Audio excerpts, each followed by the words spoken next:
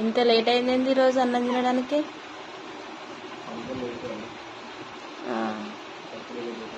ఏం కర్రీతో తింటున్నావు మరి?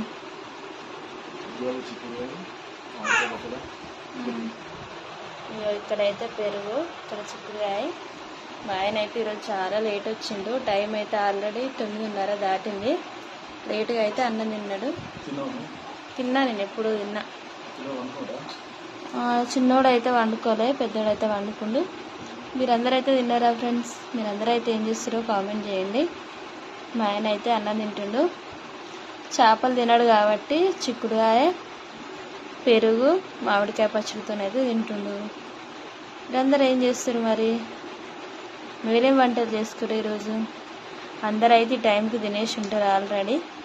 మా ఆయనకైతే పని దగ్గర లేట్ అయిందని చెప్పేసి లేటుగా వచ్చిండు ఈరోజు. ఓకేనా? బాయ్ మరి అందరికైతే.